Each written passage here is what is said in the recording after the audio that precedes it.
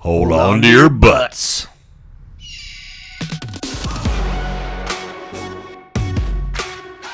Hey there, Nomads of Lore. I'm Jonathan. And I'm Sean. And we are Mead and Mischief, your home away from no home.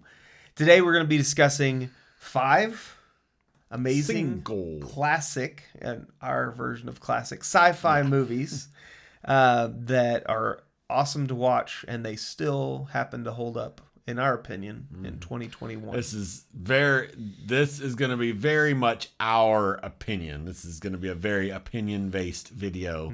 There's at least one of these that doesn't have very good like Rotten Tomatoes score and all that kind of stuff that we thought we'd throw in there because we like it better than it seems most people. That's right. That's Absolutely. right. So let's get started. Our first film, science fiction film that still holds up to this day is one that'll be on a lot of people's lists, and that is Jurassic Park, directed by Steven Spielberg. It is still a phenomenal film for a whole lot of reasons. So, in case you don't know what Jurassic Park's about, it is a film from a book written by Michael Crichton, and which is a great book, by the way. You should totally read it. It is actually better than the movie, and the movie's really dang good. Rabbit Trail's over. Back again. It is a film where this dude finds a way to bring dinosaurs back to life through sequencing their DNA and with some frog DNA, and because he found this DNA in mosquitoes and all this crazy stuff. Yep. And it actually makes more sense than what it actually is. It's more plausible sounding in the book, especially in the book and in the film, than what I'm making it sound like. But anyway, so he brings dinosaurs. He makes them in basically a zoo, safari park of dinosaurs, Like Disneyland, but yes. dinosaur film. And then through various things, it all goes horribly wrong, and the dinosaurs, and of course it would. yeah, of course. And the dinosaurs get out. They in the first one, they don't get off the island, but they get out and they terrorize the people that are there, and they try to kill them. It's the people trying to get off the island, and it's this thriller. It's not a horror by any stretch of the imagination. Thriller action movie, and it's phenomenal, and it holds up for a few really awesome reasons. So like Sean said, there's several reasons that this movie holds up in 2021. Number one that we will talk about is cast. So there's several awesome cast members. We have Samuel L. Jackson, crazy man. Hold on to your butts. Hold on to your butts. We have Jeff Goldblum.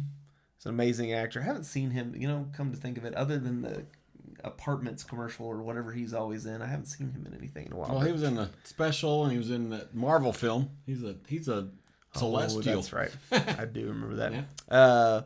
Then we have Laura Dern, Sam Neill, and then Sean's favorite, Mr. Santa Claus, Richard Attenborough. Yeah. Santa Claus himself. Yeah, that's right.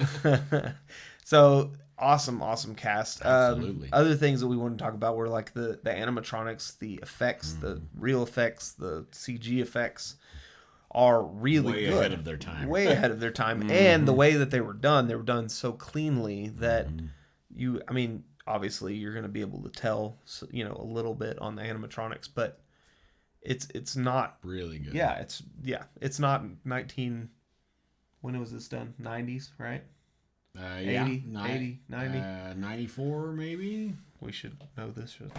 We were dancing around it. So in 1993, it was not common for 1993 to have good. Oh yeah. Yeah. So this was so one other thing that we actually didn't mention that is a no-brainer in this one, and spoiler, another one or two on this list, but John Williams' score is incredibly good. Yep. He's This is John. This was a John Williams in his heyday, right up there with Star Wars and a bunch of other stuff. So. All right, so number 2 on our list of things that hold up in our list of classic sci-fi that hold up. Classic. Older sci-fi that hold up. Current pop culture. That's right. In 2021 is Back to the Future. So Back to the Future is it's about a young man who runs into a mad scientist who figures out how to turn a car very cool car, by the way, into a time machine and travel back in time. And of course, don't remember what the car is, or you? No. Okay, good. I was not going to give the spoiler away. Oh, is that a spoiler? Okay, all right. It's a DeLorean. It's a DeLorean. Good Lord. No, don't. No, I don't. It's too late. You ruined the movie. Yep, sorry. Anyway. Anyway, so they travel back in time and, of course, learn a lot of things that we all know about time travel. Yeah, it totally works. They should have known.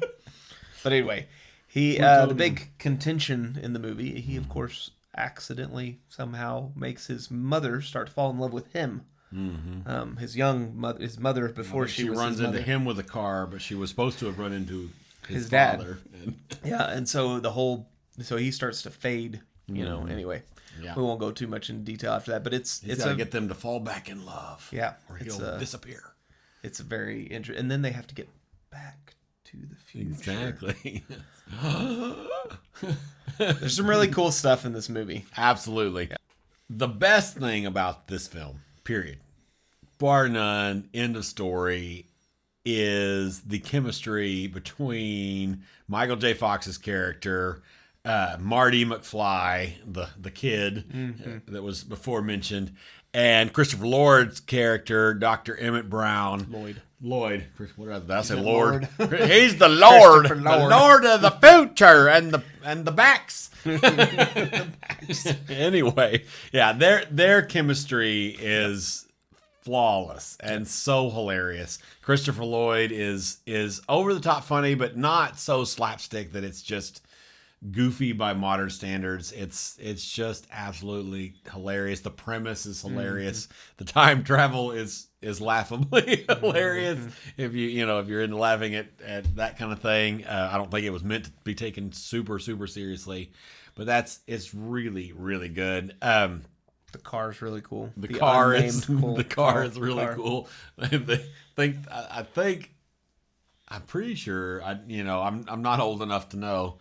I was born in the 80s, but I'm pretty sure the DeLorean was maybe cool looking because of the weird T-tops, but I'm pretty sure it's like a really crappy car. Yeah, because of the way the doors open up, it's not a great car. It's a classic, and a lot of people seek after it specifically probably because of that movie. Back to the Future. Yeah, but it's not that. So it's worth it for and it's pretty family friendly too. I mean, for the most, I think there may be a little bit of profanity, but other than that, it's pretty family friendly. So it's a great one. Our third choice is almost certainly going to be our most controversial. This is the one we should have looked it up what the exact Rotten Tomatoes score is as of this moment. I am fairly sure it is not very good. This is a film that we like a lot, and I think it's the Rotten Tomatoes score is not very good on the critic or the audience. Audience, but we like it, and we'll talk about why we like it and why we think it still holds up and is worth watching to this day. And that film is Sphere. I can't remember who's directed, but it's based on the book by Michael Crichton. Like Jurassic Park, we got a few trends on our list, or maybe we're becoming predictable or something. So Sphere is kind of this mystery story. We have these characters, these scientists and different folks. We'll talk about the actors and stuff in a minute, but they get called to this mission, and they all get called in. And we find out early on that they knew each other before, and they called them this secretive mission. And they find out that there's this ship or thing or something very deep in the ocean. And so the film is them having to go, and they have to go down and explore this ship and find out what's going on, because there's a signal that's coming from it. Kind of like another movie we're going to talk about. But we definitely have some themes happening. Yep. I don't know how I feel about that. But anyway, there's a signal coming from it, so they got to go explore it. So they do, and all kinds of terrible things happen to them, and it's a major mystery, so it won't give too many details because there's a lot that kind of gets unraveled, and it's interesting that all these mysteries kind of happen, and it's them dealing with all of that stuff. Yeah, the book's really good, by the way. You should definitely check it out. Absolutely. pretty much like the last two. First thing you have to mention is the cast. Cast is phenomenal. Cast more than characters, I think. In particular. Yeah. The characters are kind of fit their stereotype, but the cast. Well, Queen Latifah is in the movie. Exactly. Right? Yep, that's right. We've also got another kind of he's grown in popularity. Not so much a great role in this specific movie, but Liev Schreiber or Liev Schreiber. I'm not sure how you say his name. Yeah. Sharon Stone, Samuel L. Jackson again. That's another trend we got going on. And finally, Dustin Hoffman. Yeah, which best for last, at least for this film. Yeah, for sure. Right. That's right. Some of the visual effects are very cool. Some of them are a little bit dated. There's a few things later, but there's it's a lot of underwater kind of looking and seeing all these weird animals and things that you don't normally see except for deep underwater. And then of course the sphere itself, and there's a lot of really cool effects that some of them work, some of them whatever. Right. I'm trying to think. The story itself is really engaging and interesting. And was what? No, that's specific? Good. No. So the story is very interesting. Like I say, it's mystery, and without giving anything away, I think the ending is very interesting. Yeah. I like interesting. Yeah. And it is. It's not predictable. It's well, I guess it might be predictable in some ways, but but it's not. I like not movies, what you might expect. Yeah, exactly. I like movies that you're not going to guess unless you're really trying to guess hard from the beginning. Right. Kind of like Memento, some of the things that... Anyway. It's another Rabbit Trail. Yeah, that is... I don't know if it's classic. It may show up on another list at some point. But there's only so much we can say without... I do like Dustin Hoffman in particular. We already said, we already said character. His character, and he plays a psychologist, and the way they look at his psychology and his psychology in that profession, and kind of some of the flaws and some of the realities of maybe not always knowing and sometimes having to make stuff up and do whatever, and just looking at some of those dynamics is very interesting to me. So this is one that we think you should totally check out in spite of its Rotten Tomatoes score. I think 2 or 3 of the times I've watched it, it's been on some free service like Crackle or something. So look around, you may be able to watch it for free and check it out and let us know what you think about it in the comments. Definitely. Make sure you comment about all of these and which ones you've seen and all that stuff, and like and subscribe, all that stuff. That's right. So our number 4 list on this. Our number 4 list on this movie. Our number 4 movie on this list of awesome classic sci-fi movies is Alien/Aliens. It's a combo. 2 movies. 2 for 1 special? 1. Yeah, that's right. Sigourney Weaver. I'm going to go ahead and spoil one of the awesome things. Awesome actress. The most Sigourney awesome Weaver. thing. So it's basically about a merchant vessel that's flying out in space, and the ship, they're actually in stasis sleep. Ship wakes them up, and because there's a distress signal that the ship has found. Oh no! It's like, we need to go help these people. Yeah. And then what's going on?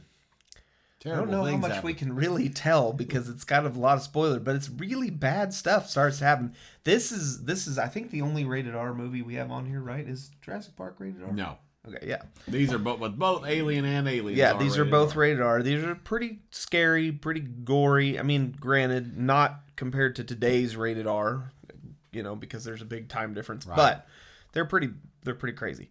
Good movies. And I don't know how much we can tell about the rest of it, but there's some really cool. Well, the titular character, the alien in the first film goes and runs and tries to kill everybody on the ship. And all that happens. So what's the second one about? Second one is after all that terrible stuff happens. The only spoiler we are going to give that is obvious since we're talking about aliens is that Sigourney Weaver's character, Ellen Ripley, definitely. Mm-hmm. I don't remember. She survives. Won't say whether anybody else survives the first one, but she survives, and she's trying to warn Earth about the alien 50 and some odd years later, right? Because of stasis sleep and Einsteinian travel and all that stuff.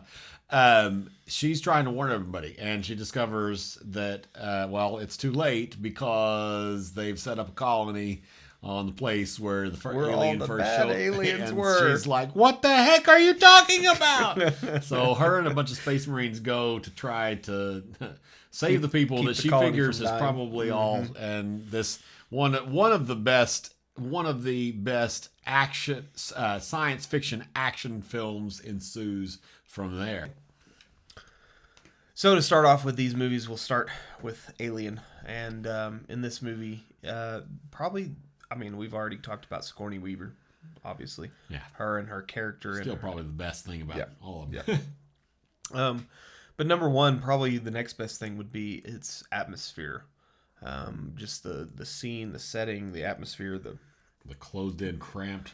Yeah. The ducts and all the air ducts and all the different places that things end up being, and and then there's a lot of there's a couple scenes that are very frightening, and graphically violent, but they're very tastefully done in a way that it's terrifying. They're truly terrifying, and they're not done in a lot of the more modern horror films. They're done, there's scary parts throughout the film. And by the last scary part, they either have to ramp up really hard by the end so that you're still scared because you become desensitized to it. This movie doesn't really have that because they don't do it so often. So it's pretty cool. So yeah, that would be number one. Absolutely. How's number two hold up? So Aliens whereas Alien, like Jonathan said, is more of a strict sci-fi horror film. It would fall in that genre. Like I already said, Aliens, it would be more sci-fi action thriller. It has some horrific elements, but not as much, and some scary elements, but it's not pushing in that scary direction. Because you've already seen it. Right. Well, and there are different directors, right? So the Aliens directed by Ridley Scott, and it's his. And then Aliens is directed by James Cameron, right? So they do have two different directors, and so those different takes. But in Aliens, there is this cool sci-fi action thriller, even less campy, but kind of vaguely I think there's some actor overlap. I'd have to look, but it kind of vaguely reminds me of like Starship Trooper, where there's this action, or even Star Wars, but more graphic and violent, all that kind of stuff. But then the thing that makes Aliens the pièce de résistance as far as this action sci-fi thriller is, again, because of Sigourney Weaver, they throw a new character in. It's this little girl, and Sigourney Weaver ends up being able to play. I mean, she's still kick-butt, awesome action hero, but she gets to play this mother role, to this mother-daughter role, and that dynamic of her protecting her and taking care of her and doing all of that, and the little girl helping her, and that whole dynamic in the midst of all this other action stuff. It takes something that could have been kind of a rather pedantic, run-of-the-mill action, sci-fi, whatever, and it just elevates it to that whole next level and makes it absolutely worth watching to this day, especially if you like that kind of thing. Should definitely check it out. Our last science fiction film not least, that still holds up in 2021 is none other than E.T. the Extraterrestrial. We got another Spielberg, another John Williams soundtrack. That's right. Definitely got some patterns happening. Had to get some more family friendly. Exactly. So after talking about Alien and Aliens, we're going to end on a much more family friendly. There's a couple of things. There's a little bit of language that you may want to watch out for. You trust. Exactly. A little bit of alcohol use, all that kind of stuff. But again, reviews you trust. He said it for once. That's usually my line. But absolutely. But anyway, it is about an extraterrestrial that shows up in this, and this kid who Can I be really controversial and say that he's very ugly? E.T. I'm sure a lot of people think he's super cute. Well, so my dog, I happen to think is super ugly, but everybody else says he's so cute. So sure, you can be the guy that says E.T. is ugly. Why not? I'm not saying the movie's bad. I like the movie. Movie's really great. It's absolutely classic Spielberg, but so this kid befriends this alien, and there's of course government people trying to go and get him and whatever, and E.T. wants to go home, and so the little boy and E.T. they try to figure out how to help E.T. go back to where he needs to go. Home. Yeah, and it's very, very sweet, lighthearted What's drama. the toy that he ends up playing with? It's like The Speak and Spell. Speak and Spell. Or Speak and Say, or one of those. I actually had one of those. Did you really? Yeah, Nice. pretty funny. I don't think it was the exact color that one was, but yeah. Oh, I yeah. remember.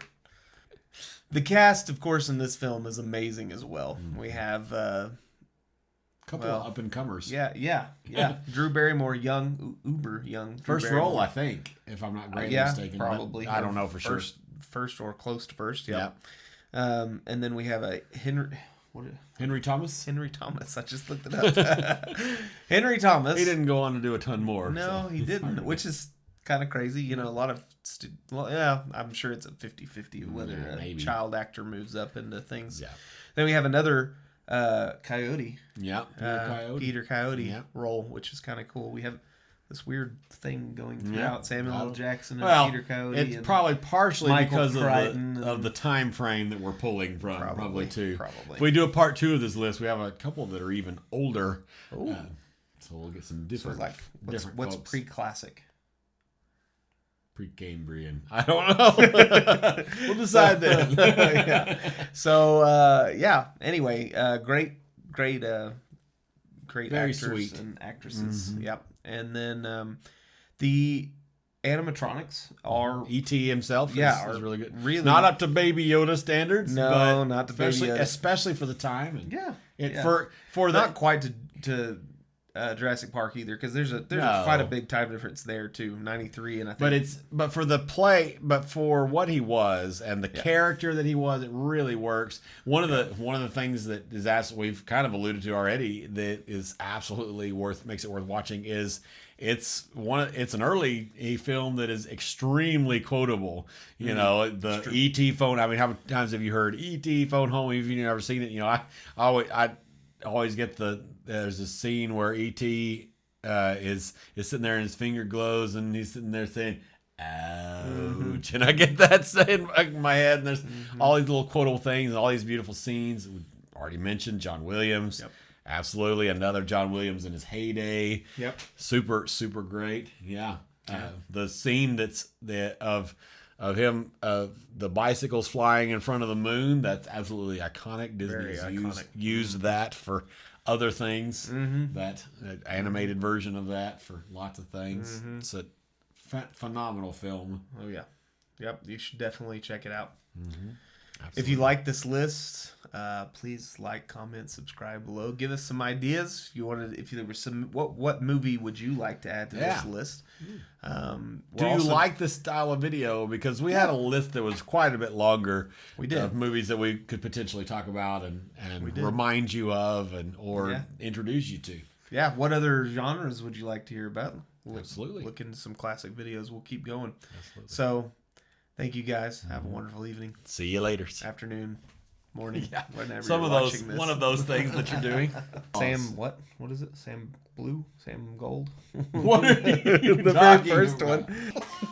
Yes. Sam Neil Bloom. Neil Bloom. Thank you. So this movie has an amazing... So, we're not going to say so. So, Wherefore art thou, Romeo? Jurassic Park. Jeff Sam- glowed boom. Samuel L. Jackson, Sam Worthenburn, something. Sam Neill. Sam Neill. Easiest name of all. Forget it.